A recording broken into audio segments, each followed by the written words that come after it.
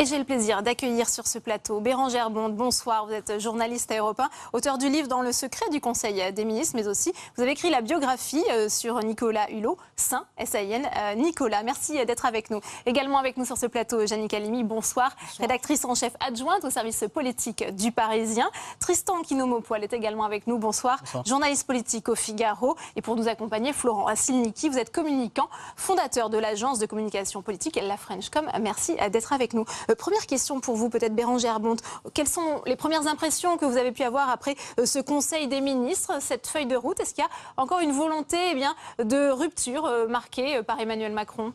Alors, c'est encore plus compliqué qu'on le pensait, je trouve, parce que moi, depuis quelques jours, je mets un peu en garde, modestement, je veux dire, sur le fait que sous ces airs de chamboule-tout, Emmanuel Macron est en train quand même vraiment de se glisser dans des habits presque du général, on va dire, et qui risque de mener notamment ce Conseil des ministres de façon très présidentielle, très incarnée, après l'épisode de Sarkozy complètement débridé, et puis une période Hollande qui n'a pas non plus totalement modifié les choses. Et moi, je m'attendais vraiment à ce qu'il reprenne cette histoire en main, qu'il tente en tout cas d'instaurer un secret. Et ça va au-delà de ça, parce que ça s'accompagne en termes de communication de quelque chose de très fort, avec la fermeture de la cour de l'Élysée pour que les journalistes ne puissent pas assister à la photo finale, ne puissent pas parler au ministre à la sortie. Et il demande, comme tous ses prédécesseurs, plus de débats. Mais ça va passer par ce secret, justement. Y arrivera-t-il? C'est vraiment la question. La confidentialité, c'est vrai que le terme a été employé, Florian Silniki. Pourtant, le porte-parole du gouvernement, Christophe Castaner, se défend de verrouiller la communication. Qu'en pensez-vous? Il est porte-parole. Il est dans son rôle de porte-parole, il ne doit pas trop en dire. Le risque, c'est d'ailleurs qu'il en dise au fond suffisamment pour se faire taper dessus et ne pas rester très longtemps porte-parole. Bérengère Bonte a raison. Emmanuel Macron, il a, du point de vue de son image, tenté de tout mettre en œuvre pour ressolaniser et resacraliser cette fonction présidentielle. Et ça passe par une maîtrise de l'image et de la communication. On sait qu'il y a en ce moment en cours une restructuration très profonde du service de presse et du service de communication par rapport à ce qui a été mis en œuvre par François Hollande, son prédécesseur. On sait aussi qu'il a la volonté très claire de se faire suivre par les journalistes qu'il a choisis et de faire fuiter ce qu'il a envie, parce qu'il a tiré les leçons du quinquennat de François Hollande, qui a beaucoup subi des fuites et des informations qu'il ne maîtrisait pas et qu'il n'a pas ensuite réussi à surmonter et qui ont abîmé son lien avec l'opinion publique. Tristan Kinomo-Poil, peut-être si on reste sur cet aspect communication, relation avec la presse, que vous inspire ce premier Conseil des ministres? Déjà, on a vu lors de la composition du gouvernement que c'était compliqué d'avoir des informations fiables. Jusqu'au dernier moment, on a eu des surprises. On était habitué précédemment à avoir le teasing qui était un peu gâché. Bon, là, le suspense au moins était conservé jusqu'au bout. Alors, le premier Conseil des ministres, on a vu, en termes de com, c'est vrai que la photo dans l'escalier, pas dans le jardin, mais bon, est-ce que ça c'est peut-être un peu accessoire finalement. On verra demain son premier déplacement au Mali, qui sera un moment important. On voit qu'il veut choisir des journalistes surtout spécialisés, c'est-à-dire qu'il ne veut plus que des journalistes politiques fassent la chronique finalement des questions de personnes, etc. Il veut des techniciens qui mettent en valeur finalement des aspects Pourtant, il n'y coupera pas certainement, Tristan.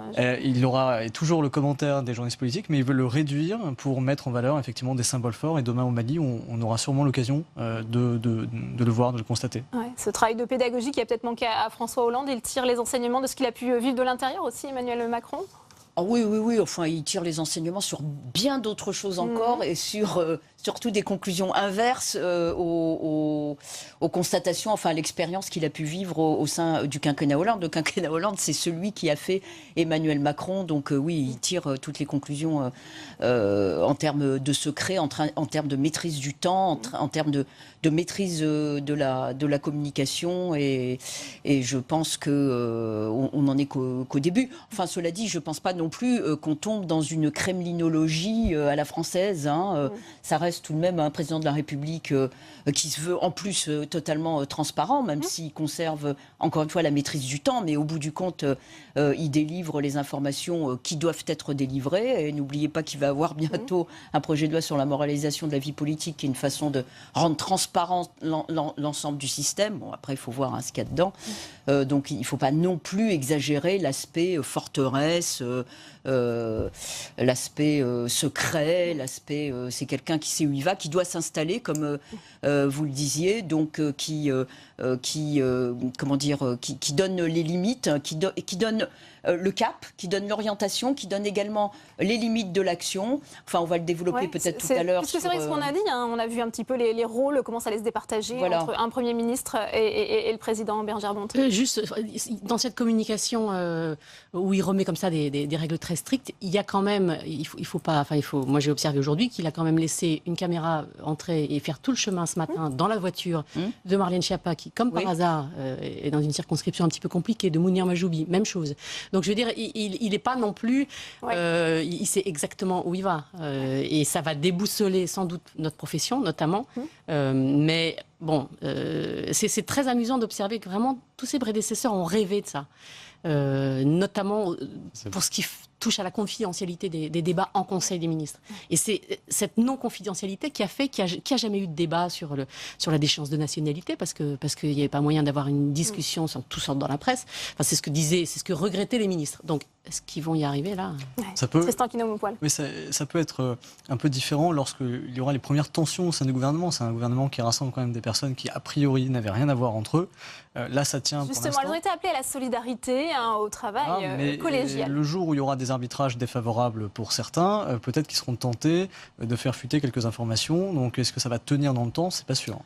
Cette synthèse, c'est la question pour tout le gouvernement et toute l'action du gouvernement, vu la façon dont il est composé, sans parler de l'Assemblée nationale qui va ensuite naître des prochaines élections. Est-ce que vous voyez peut-être justement la façon dont vont devoir travailler ces ministres, qui étaient encore hier parfois adversaires politiques, ça va être compliqué? Oui, je voulais juste compléter sur l'aspect communication, puisqu'on est dessus, mais c'est vrai que ce sont des vraies interrogations qui naissent au sein de la profession. Bon, après, il ne faut pas tomber dans le microcosme, mais c'est vrai que ce sont des vraies informations qui touchent à l'action gouvernementale. Et je ne sais pas si vous vous en souvenez, dans le compte-rendu fait par Christophe Castaner pas sur le perron de l'Élysée, mais enfin après le Conseil des ministres, il a bien précisé que les conseillers ministériels qui jusque-là, comme lui, lorsqu'il était, je crois que c'était chez Jospin en 1997, il parlait volontiers à la presse. Là, il a bien dit qu'il y avait des instructions extrêmement précises pour passer par les attachés de presse ou les attachés parlementaires, enfin ça c'est pour les députés ou les suppléants, mais que les conseillers étaient autorisé à parler que dans certaines limites et voire interdit de parler même à la presse et aux journalistes. Donc il y a quelque chose d'extrêmement construit.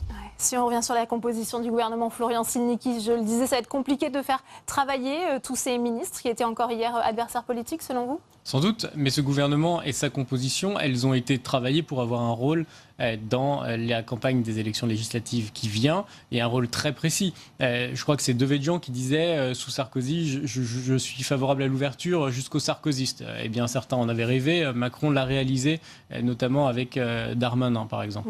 On sait que Emmanuel Macron, il a poursuivi là, au fond, l'entreprise de dynamitage de la droite républicaine. Je ne sais pas s'il va y arriver et si, au fond, il a réussi à aller aussi loin que ce qu'il avait tenté d'imaginer. En tout cas, ce gouvernement et l'image qu'il donne de ce gouvernement, c'est un gouvernement technique, sérieux.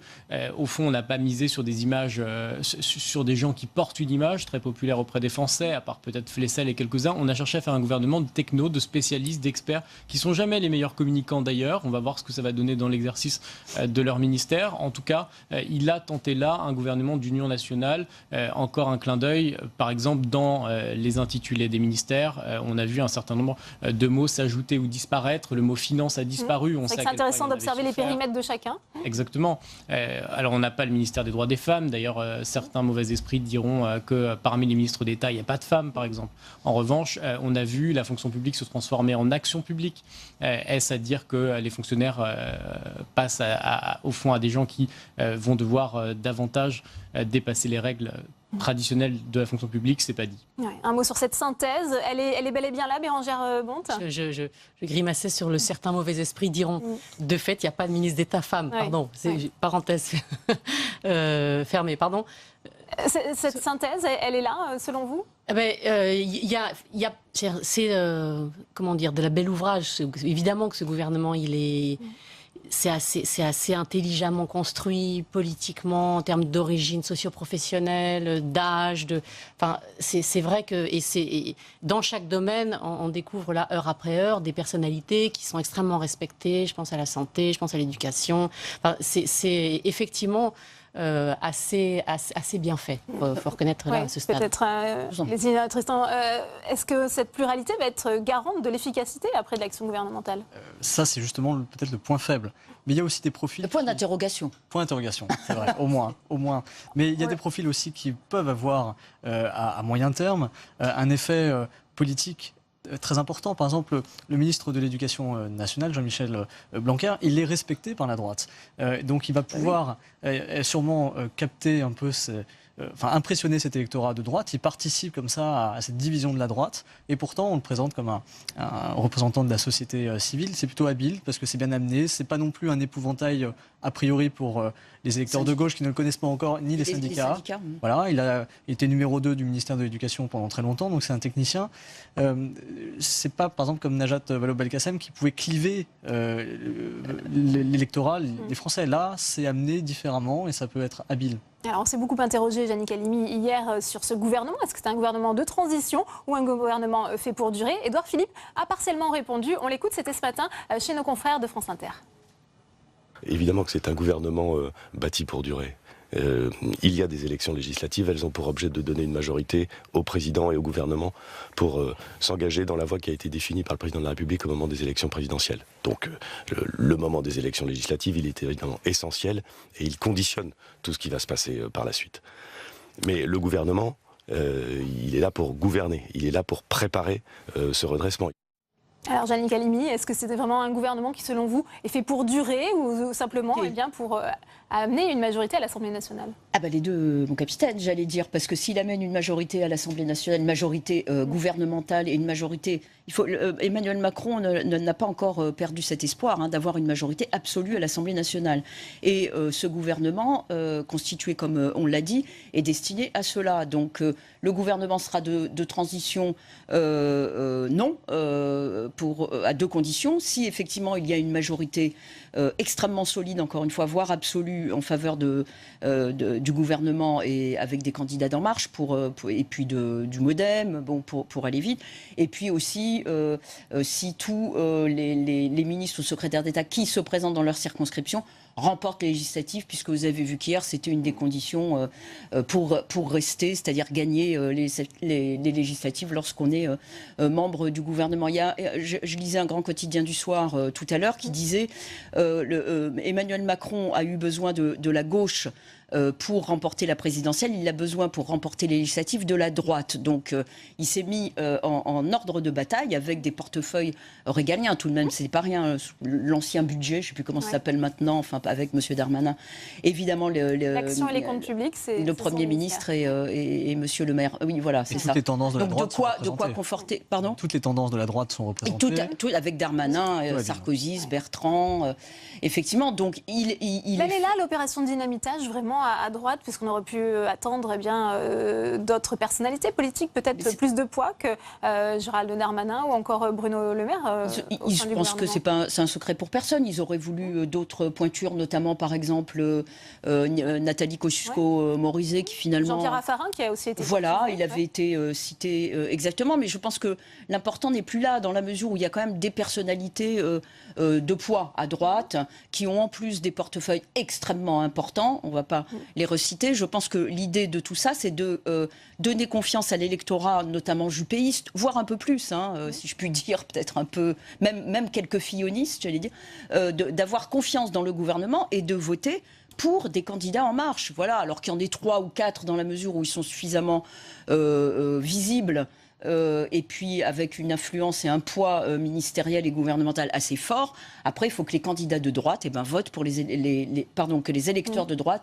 votent pour les candidats d'En Marche. Je pense que c'est ça le pari. Bérangère Abant, on sait que maintenant, ça a été rappelé par Christophe Castaner, tous les ministres sont des militants de la majorité présidentielle. Pour ceux qui sont candidats aux législatives, ils vont devoir se présenter comme ça. Ça manque pas de saveur quand même, parce qu'effectivement, et c'est totalement inédit, Totalement. Ouais. Faut se mesurer, faut mesurer quand même ce que ça représente de se retrouver en 15 jours de temps, quand on a fait campagne ou même fait campagne à titre personnel comme Bruno Le Maire pour avec des ambitions personnelles, puis s'être rangé derrière le candidat de la droite et se retrouver à devoir prendre une bannière qui n'est quand même vraiment pas le. Et il aura un candidat LR dans sa circonscription. Bruno Le Maire, exactement. Oui, absolument. Ouais. Vous parliez des électeurs. Je sais que sur notre antenne à Europe, on a depuis 2-3 jours, on diffuse beaucoup de témoignages de militants assez tentés. Et c'est là où l'opération de dynamitage fonctionne. C'est-à-dire de gens qui se disent, bon, de toute façon, maintenant qu'on y est, il vaut mieux leur donner une majorité de gouvernement. Et voilà, quoi. Allons-y, pardon. Les sondages progressent. Justement. Les personnalités, par exemple. Ils ont été en plus tellement déboussolés par cette campagne des Républicains et de François Fillon que. Voilà, il y a un côté après tout. Eh bien justement, vous faites la transition parfaitement puisque les sondages sont plutôt favorables. Il permettrait d'offrir une confortable majorité à l'Assemblée nationale pour permettre au gouvernement Philippe de mettre en œuvre ses réformes. Mounir Soussi. La dynamique enclenchée lors de la présidentielle en passe de se prolonger aux législatives pour En Marche. Dans une enquête Harris Interactive, l'alliance En Marche Modem obtiendrait 32% au premier tour, devant les Républicains UDI et le FN à 19% chacun.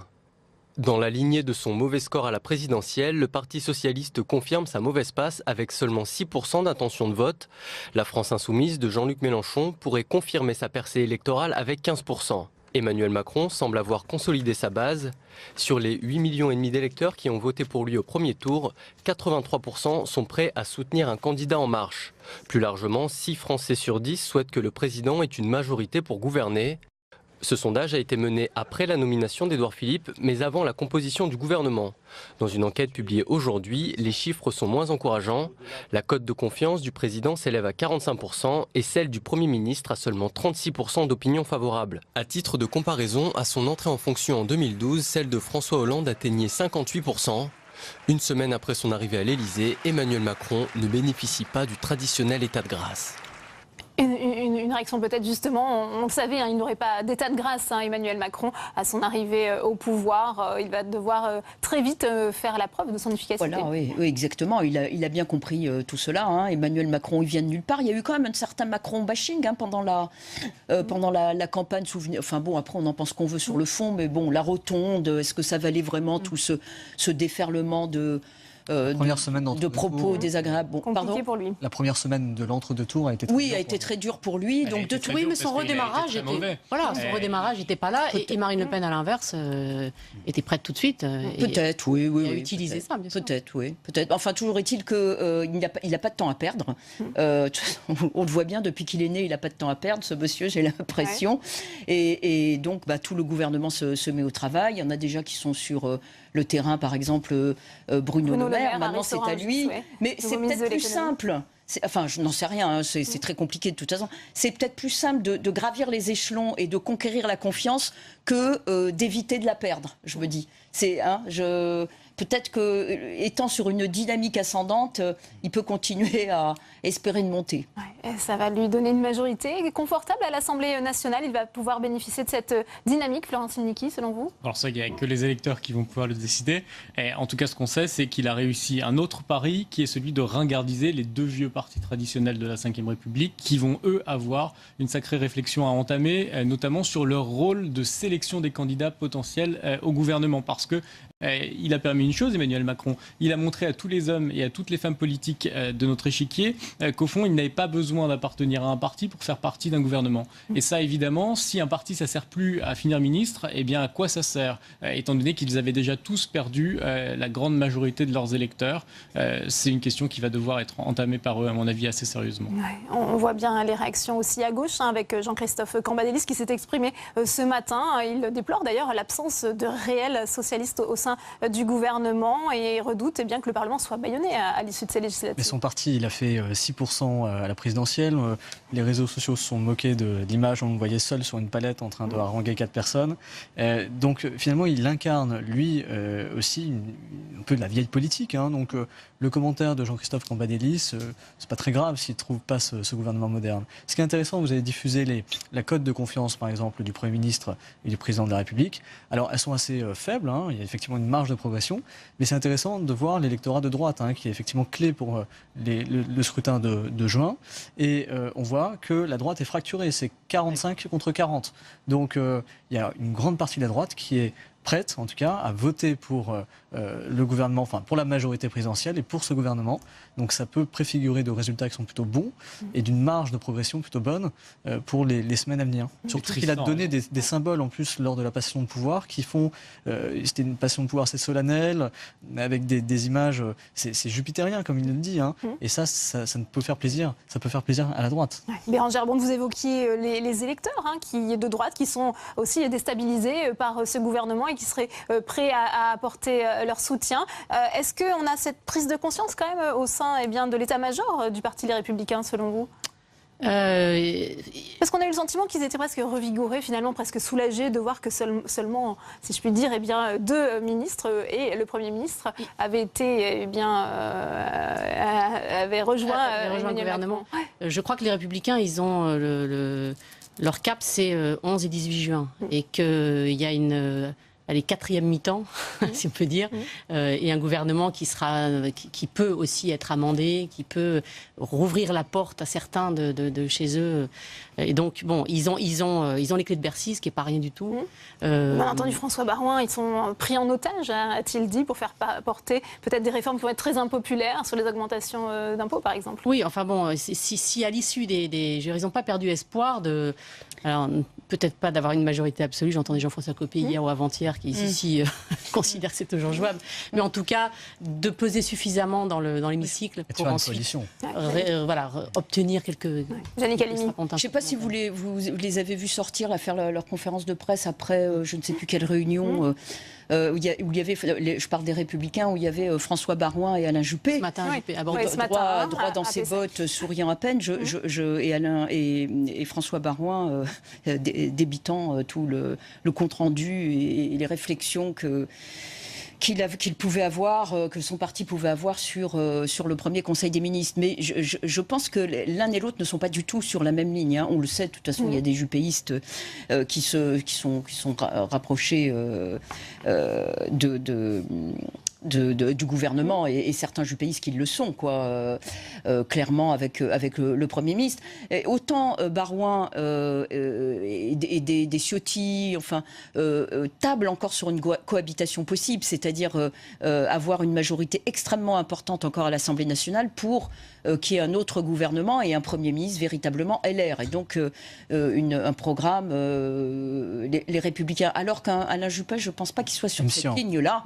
Il est, je pense qu'il est extrêmement Macron-compatible et même volontairement Macron-compatible, et que lui, une majorité relative permettant d'avoir une influence plus grande, mais pas déterminante non plus, tout en gardant la ligne macronienne du gouvernement, je pense qu'il se contenterait de ça, et parce que ça correspond totalement à sa philosophie politique qui n'est plus celle de la voix officielle des Républicains. Comme on le disait tout à l'heure, les Républicains ont explosé en vol. Ils ont beau être sur la même photo, ils ne regardent pas du tout le même objectif.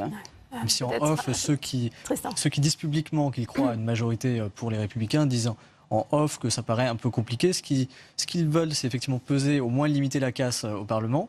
Mais ce qui guette les Républicains, c'est la constitution de 2 groupes à l'Assemblée nationale. Ceux qui iraient gouverner avec Emmanuel Macron, ceux qui arriveraient après, ils n'auraient pas cette étiquette de traître. Ça serait plutôt l'Union nationale. Voilà, on vient vous donner un coup de main, vous n'avez pas la majorité absolue, on vient apporter le complément de voix pour des réformes symbolique. Et les autres, qui resteraient de droite coûte que coûte, bien à droite, la droite conservatrice, qui pourraient se séparer. Voilà, de bloc, c'est la fin finalement de l'UMP de 2002. La droite radicale dont vous parlez, Laurent Wauquiez, Ciotti notamment, vous avez vu les appels du P de Laurent Wauquiez à Marion Maréchal Le Pen. Donc, et elle lui a répondu. Oui, voilà, donc tout est possible, là, parce que le Front National est lui aussi en voie d'implosion. On attend d'ailleurs l'intervention de Marine Le Pen. Bombe à fragmentation, oui, ce soir. Oui, Bérengère Bonte. Et non, mais chez les Républicains, l'aile macro-compatible est en train de s'organiser. Je veux dire, l'appel, je ne sais pas combien on est de signatures, on était à 173 hier, est quand même assez conséquent. 173 élus qui voilà, cette main tendue là dont on parle, et ils la saisissent. Quoi. Ouais. Il a réussi cette bombe à fragmentation, si on peut dire, sur la droite Florence Silnicki. Vous avez raison, il l'a réussi, et puis d'ailleurs, ça dépasse les Républicains. Et on voit aussi le potentiel d'attractivité d'En Marche, notamment quand on regarde l'affiche de Manuel Valls, par exemple, qui lui a décidé de s'afficher comme la majorité présidentielle alors qu'il n'a pas d'investiture et d'en adopter tous les codes graphiques. Ça démontre assez bien, moi je trouve, le pari réussi d'Emmanuel Macron à droite comme à gauche.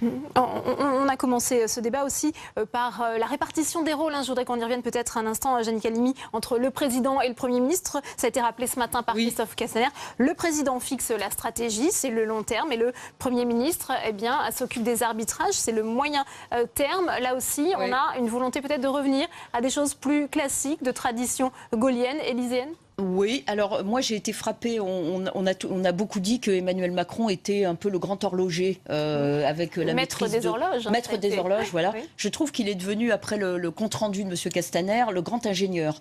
Parce qu'il met en place la belle mécanique, et d'En Marche on n'en est plus là, la belle, et qu'il espère être belle, bref, la mécanique du gouvernement où il explique, comme vous le dites, parfaitement les rôles. Un président... J'ai oublié les termes, mais enfin bref. Fixe un cap, une stratégie. Voilà, exactement. Il y a le Premier ministre qui doit arbitrer. Après, il est passé au ministre par rapport au Premier ministre, au ministre par rapport aux grandes directions de l'administration qui, comme on le sait, par exemple l'inspection des finances, l'inspection des affaires sociales, l'éducation nationale, ont des pouvoirs extrêmement importants. Et donc il a même rappelé la façon dont devait fonctionner l'État, tous les rouages de l'État, en prévoyant même, s'il c'était nécessaire, de mettre en place une sorte de spoil system à l'américaine. Pour un renouvellement, effectivement, de tous les cadres. Un renouvellement et puis une adéquation entre les ministres et les grands patrons des administrations. Il a même parlé également, donc, comme on le disait tout à l'heure, des rapports que pouvait entretenir ou que devait entretenir le gouvernement